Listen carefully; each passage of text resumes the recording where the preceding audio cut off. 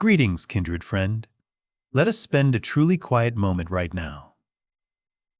Imagine darkness enveloping the room, and you are lying there after a long day. But why, even in the absolute stillness of the late night, does your chest sometimes still tighten? Why does your mind still constantly jog with self-criticism, smoldering self-doubts, or ghosts of fear about an uncertain future? We often mistakenly think that we are victims of those negative thoughts. However, what if tonight you learned how to turn them around? What if you could turn the fierce waves of the mind into an inner power source and find a flat lake right in the eye of the storm of chaos? Engrave this sacred truth into your heart. Your life is exactly the mirror, accurately reflecting what you always think. Your life reflects your thinking.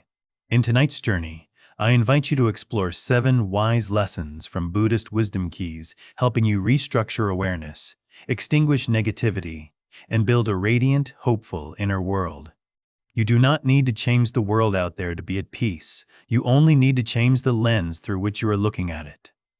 Take a deep breath, loosen your shoulders, and let us together begin this transformative journey. Lesson 1. Recognizing thoughts. When you are the sky, not the cloud. To begin washing away the mist of the mind, I invite you to look with me into the nature of the one causing the agitations inside your chest right now. In the profound wisdom of Buddhism, your soul is inherently like a vast, still, and eternal sky. As for negative thoughts, whether doubt, fear, or harsh self-criticism, they are actually just clouds passing across that sky. The biggest mistake that exhausts us is when we mistakenly think we are exactly those gloomy clouds. Dear friend, the cloud can be pitch black, can carry fierce thunder and lightning, but look closely. The sky has never been hurt by the weather. Tonight, when an anxious thought arises, I invite you to perform a ritual of awakening. Step back and gently name it. When you whisper to yourself, this is anxiety or this is fear, you are creating a sacred space between your being and that thought. The moment you label the thought is also the moment you strip away its power. You are no longer locked in the storm. You become a silent observer, calmly watching the clouds drift without being shaken at all. You are the sky, and the sky is always free. Lesson 2. The art of restructuring awareness when the obstacle is the bridge. In the wisdom of awakening, reality out there is inherently very neutral. Exactly how you look is what weaves colors for your life experience. Imagine when your mind exclaims, "This is too difficult and tiring for me." The very moment that happens, your chest will tighten and your nervous system will fall into a state of deadlock. But what if you just simply and gently change your perspective? Instead of considering it a sentence, whisper to yourself, "This is exactly a sacred opportunity for me to learn patience and refine my soul." We do not deny the toils of old age or the rapids of destiny. However, engrave this truth. The lotus never blooms on granite. It must sprout from foul mud. When you stop looking at challenges as an enemy and begin considering them a teacher, all obstacles will automatically turn into bridges, guiding you to profound peace. Tonight, allow yourself to smile at all hardships, because exactly, they are molding a more radiant and wise being inside you. Lesson 3. Right speech with yourself, watering the seeds of sovereignty. Dear friend, how many times in the still dark night have you whispered to your soul harsh words like, "I am not good enough," or "I am old, weak, and useless"? Those judgments are like drops of poison, wilting the inherently tired soul land. Modern neuroscience and ancient wisdom both understand a miraculous truth. Your mind can completely be reprogrammed through the power of words. Tonight, I invite you to perform a sacred shift. Replace the voice of the harsh judge inside with the voice of tolerant compassion. Gently water into your consciousness. The seeds of truth. I am ripening in wisdom, and I have enough strength to face reality. These positive affirmations are not illusions. They are sacred seeds waiting to sprout. When you persistently repeat them with mindful breaths, you are directly rewiring, healing damaged neural connections, returning to you the most whole and sovereign being. Let loving words soothe your sleep tonight. Lesson 4. Building the Soul's Climate, the Power of Wholesome Connection. In Buddhist wisdom, there is an invaluable concept called Sangha, or the monastic community. Do not understand that just as the image of monks in a meditation hall in ordinary life, Sangha is exactly the climate zone of the people and energy surrounding you. The Buddha understood that our nervous system is like a sponge. It silently absorbs all vibrations from the environment. Try quietly observing. How many times have you felt your heart heavy after scrolling through resentful news feeds on social media, or after a conversation full of judgment? Toxic relationships, drama scenarios, or negative news feeds. They are exactly the layer of smoke and dust, blurring the light of your soul. At this age, your energy is gold and jade. Why waste it on people who only know how to drain your peace? Tonight, I invite you to carry out a gentle spiritual migration.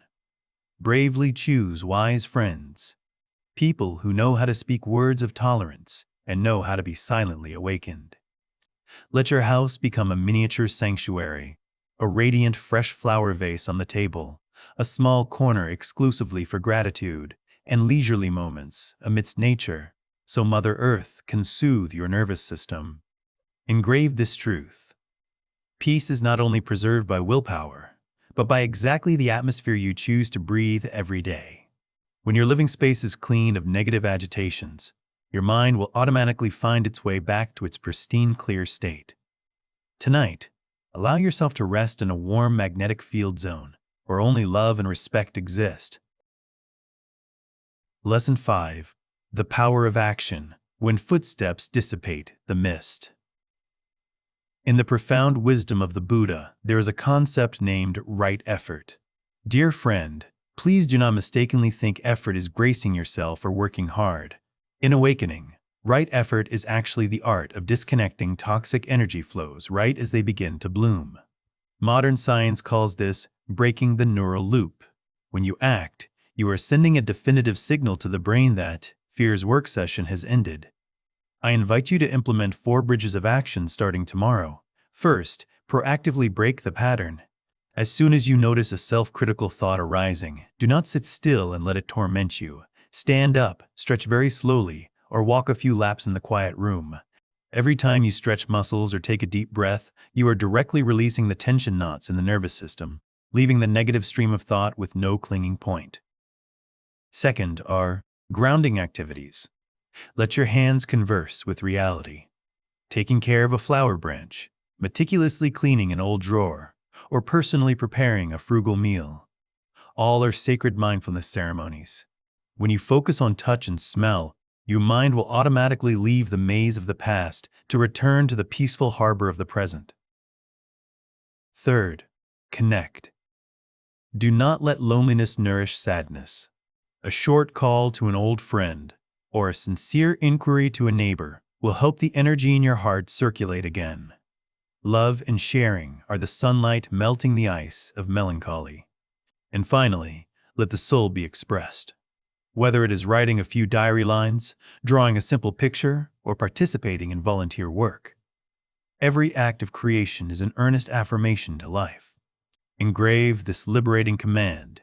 Do not wait until the darkness disappears to start walking. Exactly every brave footstep of yours every day will personally light up the light. Tonight, sleep in the mindset of a wise gardener, knowing that tomorrow you have full authority to choose actions to water the young sprout of joy so it can stretch out radiantly. Lesson 6. Gratitude, the miracle of reprogramming consciousness. Dear friend, try quietly pondering. Is it true that all this time we have often lived with the lens of lack? We look at what we have lost, what we have not achieved, and let the mind be surrounded by the feeling of insufficiency. But Buddhist wisdom gives you a key to throw open the treasure right in your heart. Gratitude is not a reaction when good things happen. Gratitude is actually a highly intentional state of being. Modern neuroscience has begun to bow down before the Buddha's teaching when proving that every time you practice gratitude, the brain will carry out a chemical general cleanup. The concentration of the stress hormone cortisol drops, making way for the flow of serotonin and dopamine, natural panaceas that soothe the nervous system and bring a profound feeling of bliss. Gratitude does not make your life more perfect. It only helps you realize that good things have inherently always been there, just waiting to be seen by you. Tonight, I invite you to perform a watering ritual for the soul before sinking into deep sleep. Prepare for yourself a small notebook placed right at the head of the bed. I call it the Diary of Graces. Before closing your eyelids, quietly write down or whisper to yourself 3 to 5 things you appreciate today.